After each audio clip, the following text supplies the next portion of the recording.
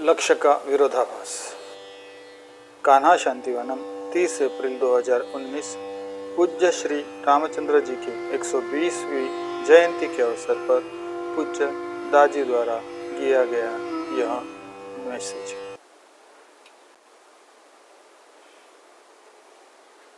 प्रिय दोस्तों, जब हम पूज्य बाबूजी महाराज के लेख पढ़ते हैं तो देखते हैं कि वे हमें यात्रा के आरंभ से ही अपना लक्ष्य तय करने के लिए प्रेरित करते हैं। इसके कई उदाहरण हैं। वे इस भावना या विचार को बार बार विभिन्न तरीकों से दोहराते हैं। फिर भी हम पाते हैं कि अगर दिल में किसी भी हालत की पहुंच के लिए इच्छा है, जिसमें सबसे ऊंची हालत भी शामिल है, तो यह इच्छा हमें भटका देगी। वास्तव में यह हमें कुछ भी प्राप्त करने से रोक देगी। आध्यात्मिकता के क्षेत्र में उपलब्धि इस बात पर निर्भर करती है कि मैं का कितना विघटन हुआ है। जब किसी आध्यात्मिक हालत के लिए वह लालसा होती है तो उसके पीछे मैं या अहम होता है, और यह उसी मैं की उपस्थिति होती है जो उस हालत में पहुंचने से हमें रोक देती है जिसकी हम लालसा करते हैं। इसलिए कोई भी लक्ष्य स्वतः ही अपनी प्राप्ति में रुकावट बन जाता है, चाहे वह उच्चतम लक्ष्य हो या मझोला। यह आध्यात्मिक जीवन का शुरुआती विरोधाभास है। आगे बढ़ने के लिए इसका समाधान किया जाना चाहिए। आइए हम जीवन के प्रति बाबूजी के नजरिए को समझने की कोशिश करते हैं। क्या उनका कोई लक्ष्य था? वे लिखते हैं कि जब वे युवा थे तो अक्सर अपनी माँ को पारंपरिक पूजा करते हुए देखते थे। लगभग 6 या 7 साल की उम्र में उन्होंने इसे सिखाने के लिए कहा तो माँ ने उनके माथे को चंदन के तिलक से सजाना शुरू कर दिया और वह बहुत खुश हो जाते कि चलो आज मैंने अपनी पूजा कर ली। कुछ साल बाद उन्हें सत्य की प्रबल चाह हुई जो भगवत गीता तक ले गई। अंततः परिवार के पुजारी ने उन्हें राम राम का जाप करने की सलाह दी, जो उन्होंने कुछ समय के लिए बड़े ही धार्मिक भाव से किया, लेकिन वह उनका हृदय संतुष्ट नहीं कर पाया। सत्य के प्रति उनकी तीव्र तड़प उन्हें एक दिन लालाजी महाराज तक ले गई। वह पहली नज़र में ही बाबूजी के दिल में समा गए और उन्हें लगा कि यही उनका घर है। बाबूजी ने कभी भी किसी भी तरह से अपने गुरु से अपनी पूर्णता की इच्छा नहीं रखी। उन्होंने आध्यात्मिक उन्नति के बारे में कभी नहीं सोचा, नहीं अपने गुरु से प्रेम और स्नेह की कामना की, बल्कि वो पूरे दिल से लालाजी से प्रेम करते थे। बाबूजी का जीवन एक और केवल एक चीज से परिभाषित था, और वह था अपने गुरु के प्रति संपूर्ण और एकनिष्ठ समर्पण। उनका पूरा फोकस लालाजी पर ही था, जिनके चरणों में उन्होंने पूर्ण समर्पण की हालत पैदा कर ली थी। इसका परिणाम यह हुआ कि उनकी बेमिसाल और अथाह प्रगति हुई।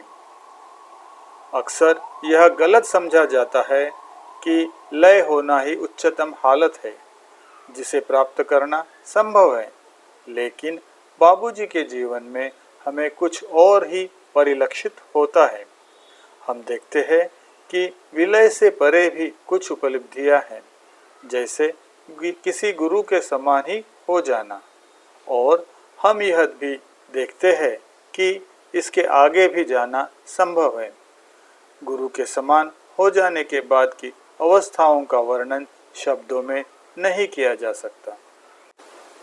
हालांकि बाबूजी ने कभी भी उन दिव्य उपहारों की लालसा नहीं की जो उन्हें प्रचुर मात्रा में मिले थे। उन्होंने कभी इन आशीर्वादों की लालसा नहीं की।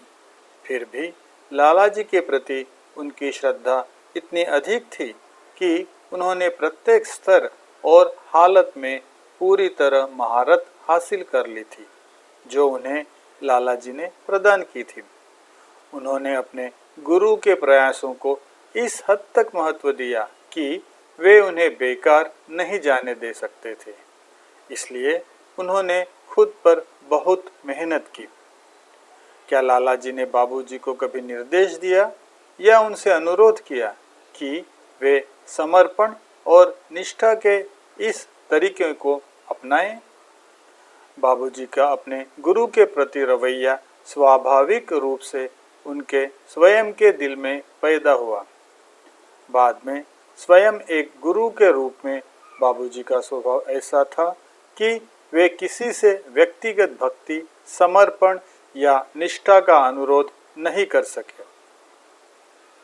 दुर्भाग्य से उनके अभ्यासी अक्सर सही मार्ग खो देते थे, लेकिन बाबूजी इस संबंध में उनका मार्गदर्शन नहीं कर सके।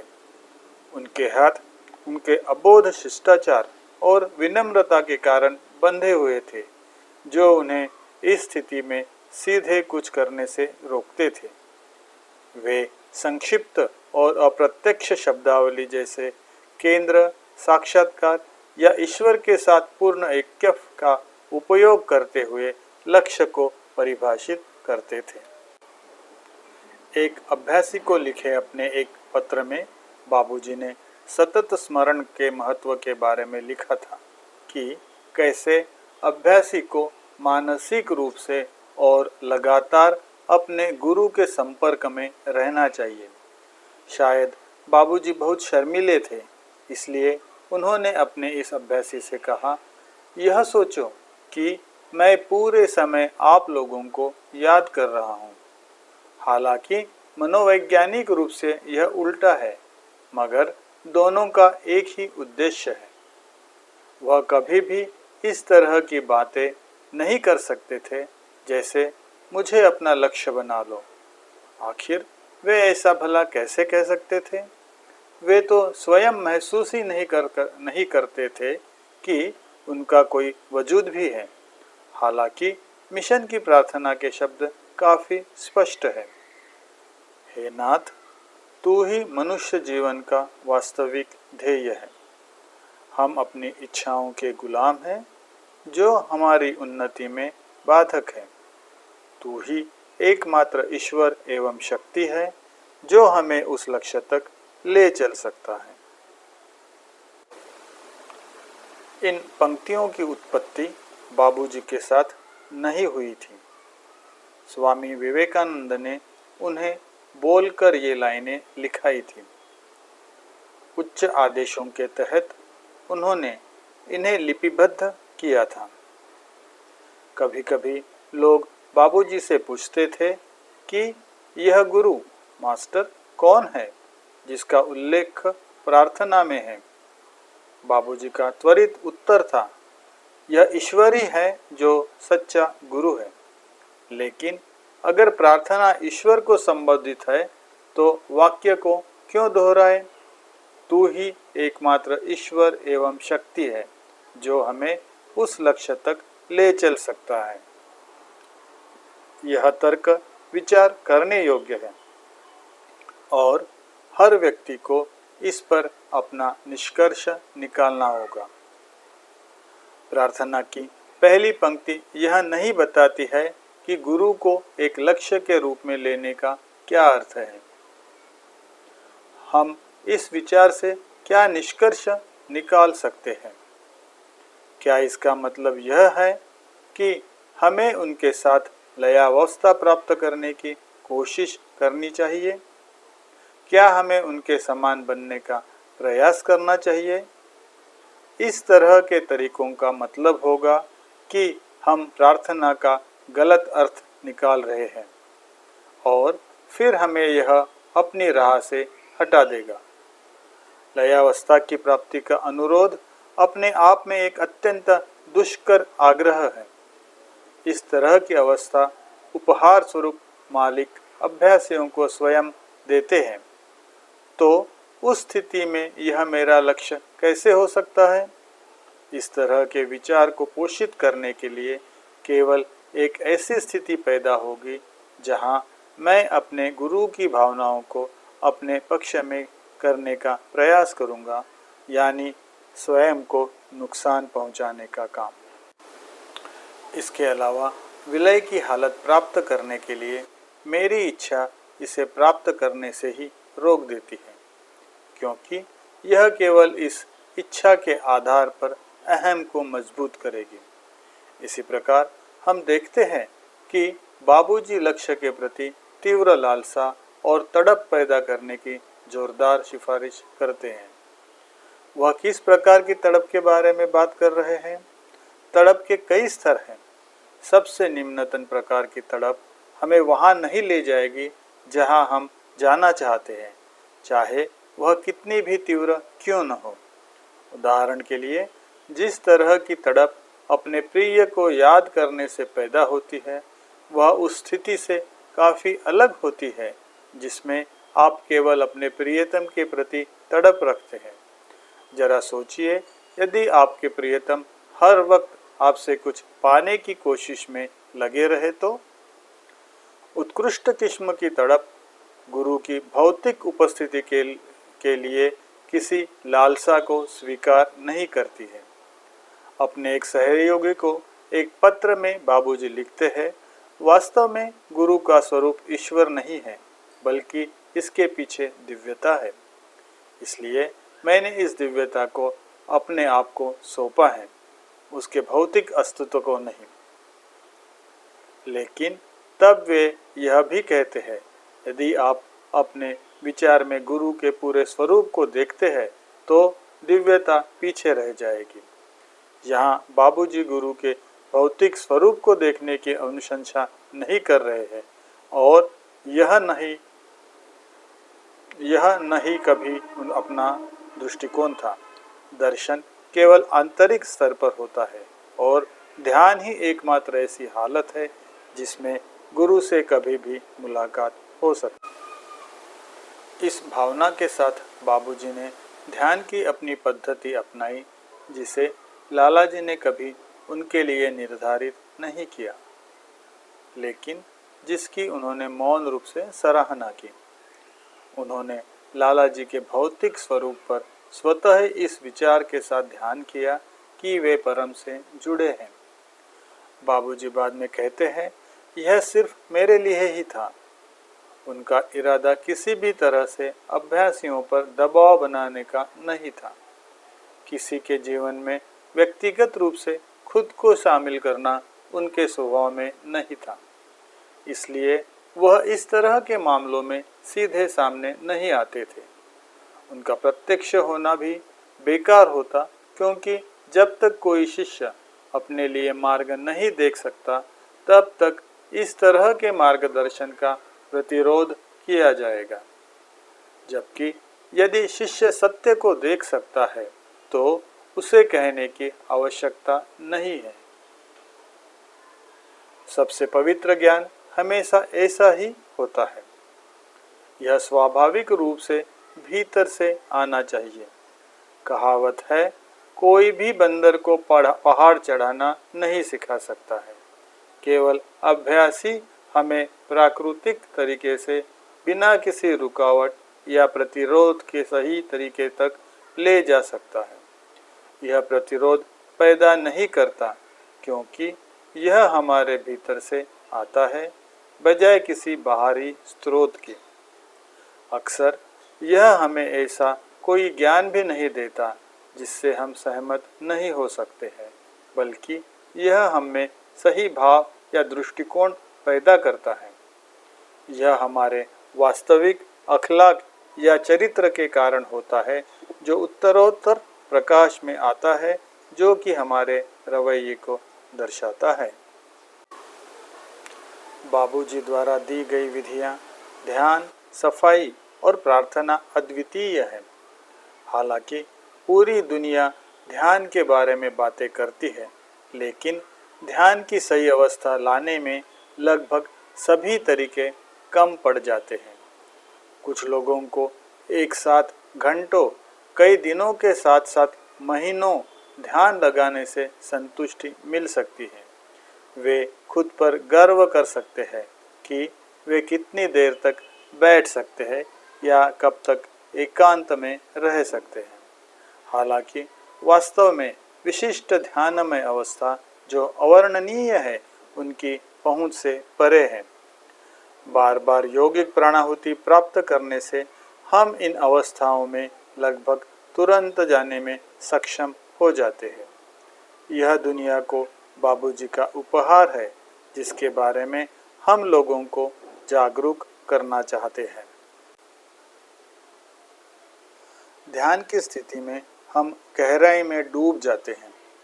हम अपने स्वयं के भीतर इतने केंद्रित हो जाते हैं कि यह गहराई की अवस्था हमारे दिन प्रतिदिन के कार्यों में परिलक्षित होती है, बशर्ते हम इस स्थिति को बनाए रखने में सावधान रहें। इस सतत केंद्रीयता के लिए एक और शब्द है, सतत स्मरण। विशेष रूप से यह उस व्यक्ति के प्रति हमारा आभार होता है जिसमें हमें तल्लीनता की अवस्था को उपहार में दिया है। इस आभार में हम बस पिघल जाते हैं। अब महान गुरु के साथ हमारी प्रतिध्वनि शुरू होती है। केवल ध्यान से यह नहीं पैदा हो सकती।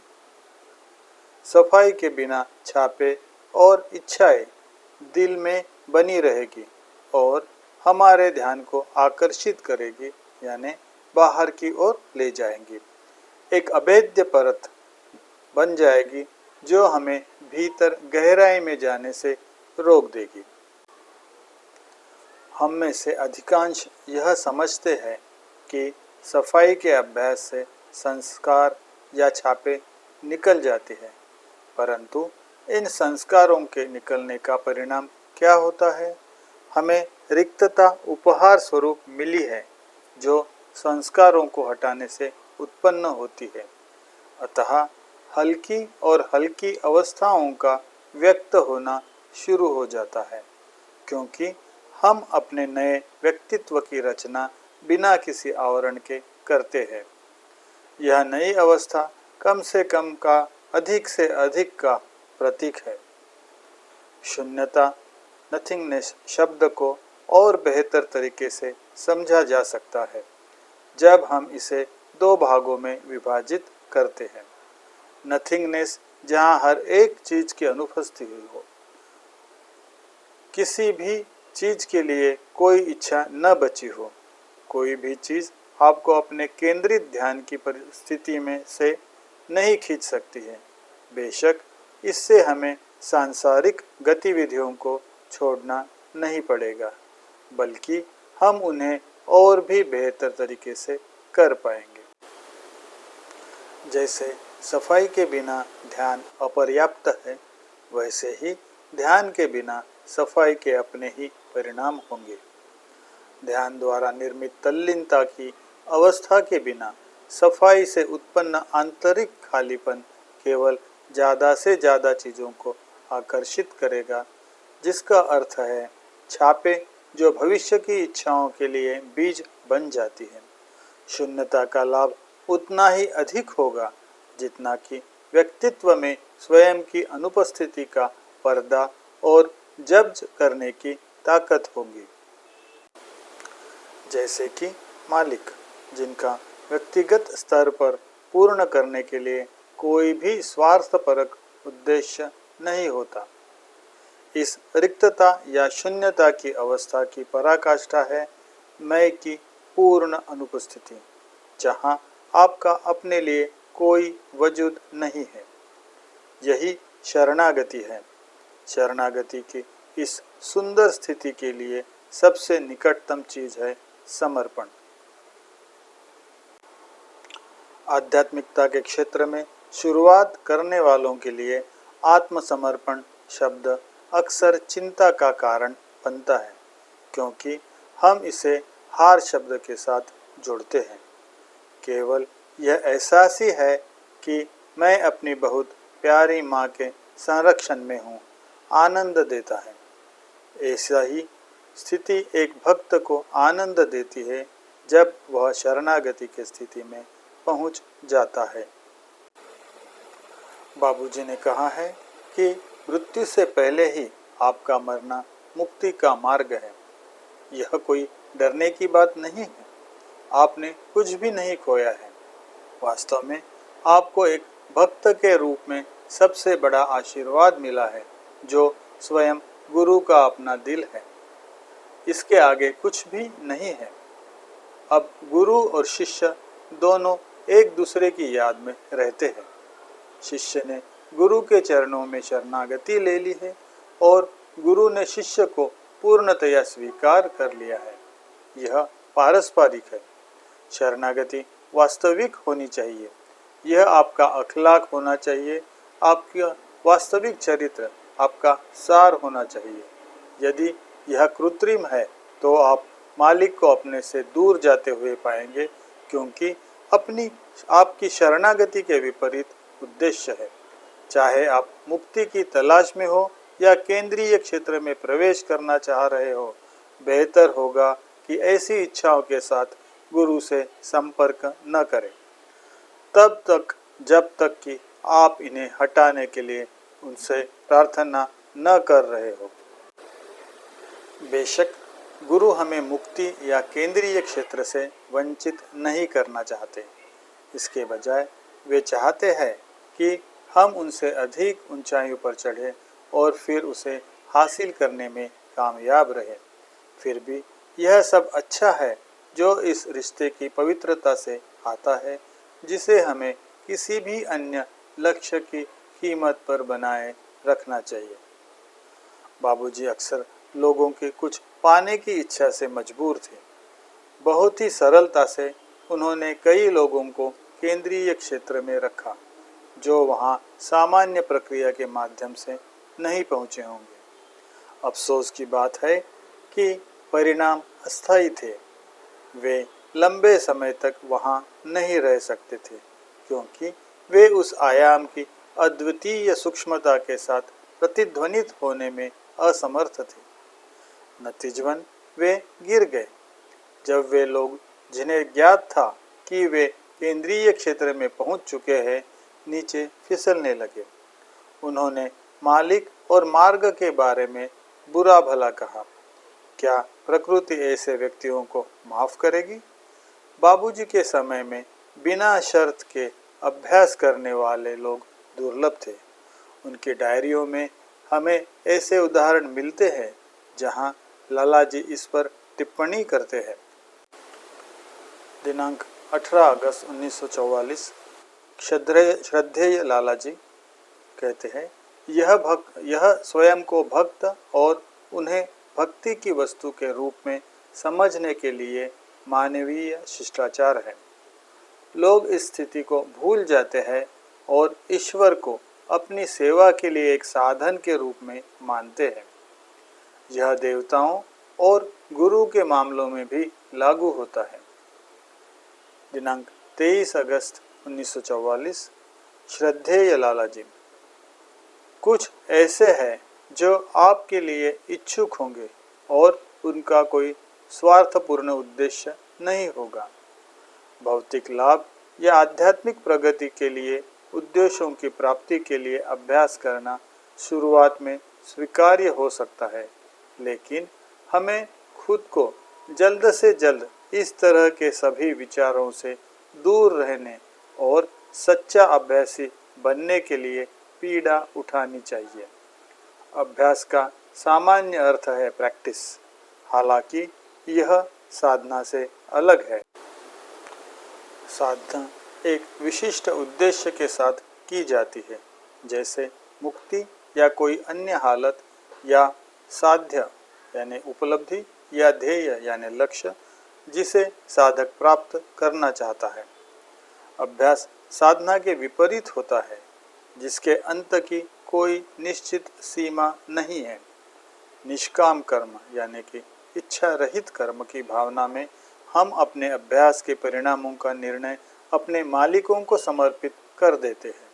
इसलिए यह शरणागति की अवस्था है जो हमें अभ्यासी के रूप में परिभाषित करती है। गीता के कर्म का शाश्वत सिद्धांत आध्यात्मिक क्षेत्र में भी लागू होता है। बिना शरणागति के हम केवल साधक हैं और इसके बिना किसी भी अवस्था या स्थिति को प्राप्त करना बहुत ही तुच्छ यानी गैर महत्वपूर्ण हो जाता है। सहज मार्ग का एक खूबसूरत पहलू यह है कि जब मेरे मन या दिल में पूछने के लिए कुछ भी नहीं होता है और परिणाम स्वरूप जो रिक्तता आती है वह स्वतः ही कृपा को आकर्षित करती है, तब वे नीचे उतरते हैं और हमें ले जाते हैं। जितना अधिक हम इच्छा रहित होते हैं उतना ही वे हमारी सहायता करते हैं।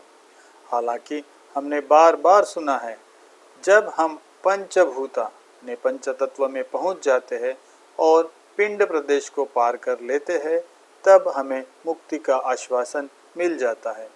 मुक्ति केवल उन 5 चक्रों को पार करने का मसला नहीं है, बल्कि यह उन चक्रों में से प्रत्येक में रिक्तता यानी खालीपन पैदा करने का मसला है। जैसे जैसे उचित जीवन शैली और सफाई के माध्यम से चक्र और अधिक परिष्कृत होते जाते हैं, पहले चक्र से ही हमें संतोष प्रबल होता जाता है और अहंकार में कमी आती जाती है। क्या हमें अपने अहंकार की परिशुद्धि के लिए 90 या 10वें चक्र तक पहुंचने के लिए इंतजार करना चाहिए? यह इस तरह से होगा जैसे आप जिम जाए और अचानक 100 किलो का वजन उठाने का प्रयास करें, जबकि आपने अपने जीवन में पहले कभी वजन नहीं उठाया है। हमें हर बार यथासंभव वृद्धि करने की ज़रूरत है। इसका मतलब यह है कि एक अभ्यासी के रूप में हमें अपने पहले ही दिन से इस रिक्तता का निर्माण करना शुरू कर देना चाहिए। अहंकार में कमी वास्तव में एक अच्छी हालत को परिभाषित करती है। भले ही आप यात्रा के किसी भी चरण में हो, एक अच्छी हालत वह है जिसमें आप केवल ग्रहणशील हैं और किसी भी तरह से खुद को प्रभावशाली नहीं दिखा रहे हैं। यह एक प्रकार से साक्षी होना है जिसमें हम उसकी इच्छा को अपनी ओर से बिना किसी हस्तक्षेप के लिए ले जाने की अनुमति देते हैं। राधा जी और भगवान कृष्ण के विषय में एक सुंदर कहानी है। राधा जी भगवान कृष्ण की बांसुरी से ईर्ष्या करती है, जिसे वे अपने होठों पर रखते हैं। एक दिन वह बांसुरी तोड़ने की कोशिश करती है। भगवान कृष्ण कहते हैं, आप इस बांसुरी के अंदर क्यों नहीं देखती और मुझे बताइए कि इसमें ईर्ष्या जैसी क्या बात है। राधा अंदर देखती और कहती है, इस बांसुरी में कुछ भी नहीं है। भगवान कृष्ण मुस्कुराते हैं और कहते हैं, इस बांसुरी की शून्यता एवं खालीपन ही इसे मधुर बनाता है। यदि इसके अंदर एक बाल भी चला गया तो संगीत की लय बिगड़ जाएगी और उसका राग बेसुरा हो जाएगा। यदि हम भगवान कृष्ण की बांसुरी की तरह अंदर से खाली एवं शून्य हो जाए तो कल्पना कीजिए कि हमारी जिंदगी कितनी मधुर हो जाएगी। पूर्ण शून्यता सेवा और भक्ति की पूर्व शर्त है। बांसुरी संगीत तय नहीं करती, नहीं यह शिकायत कर सकती है कि कोई अलग राग बजाओ।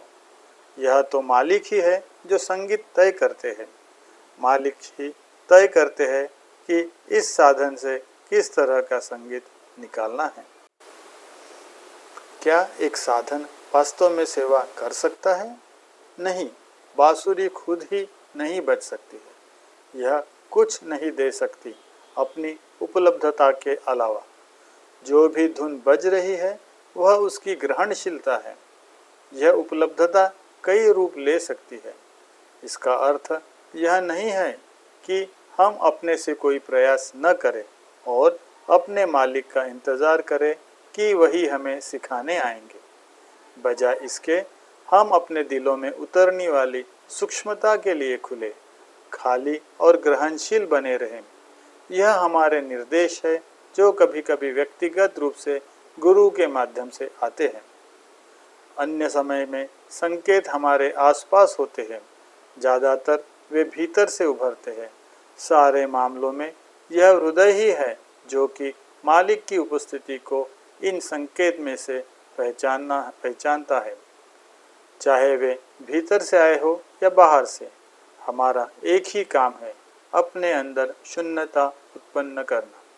इसके बाद चाहे वे हमारा इस्तेमाल करे या न करे, ये उनका काम है, या हमें आगे तक ले जाए या न ले जाए। मेरे दिल का सबसे बड़ा लक्ष्य है कि मेरे मालिक मुझसे खुश रहे। यही सब चीज़ों का अंत है। मालिक को आपका नाम जानने की ज़रूरत नहीं है, न ही आपका चेहरा पहचानने की, और न ही आपकी हालत जानने की, ताकि वे आपके साथ खुशी महसूस कर सके। अगर वे ऐसा करे तो यह एक कुशल प्रणाली ही नहीं होगी। आप एक दिन सीटिंग देने के लिए मैनहट्टन से ब्रुकलिन की यात्रा कर सकते हैं और स्वतः ही उनकी कृपा और प्राणाहुति उतरना शुरू हो जाती है। हो सकता है कि वह सचेत रूप से न जानते हो कि आप उस क्षण में अच्छा काम कर रहे हैं या नहीं। हो सकता है कि आपका विचार उनके दिमाग को पार न करे, मगर वे आपके साथ खुश हैं और आपकी अवस्था में बदलाव ही इसका प्रमाण है। गुमनामी का अर्थ अपने साथियों के सामने शेखी बघारने से ही नहीं, अपितु मालिक के सामने भी दिखावा करने की कोई ज़रूरत नहीं है। गुमनामी से संतुष्ट होना एक विश्वास की निशानी है, जो तब आता है जब हमारे पास उनसे प्रशंसा और इनाम पाने के लिए प्रमाणित करने को कुछ भी न हो। लक्ष्य का विरोधाभास हमारे मिशन की प्रार्थना में उजागर और संकल्पित दोनों हैं, जो इस प्रार्थना के प्रति हमारी समझ और दृष्टिकोण पर निर्भर करता है।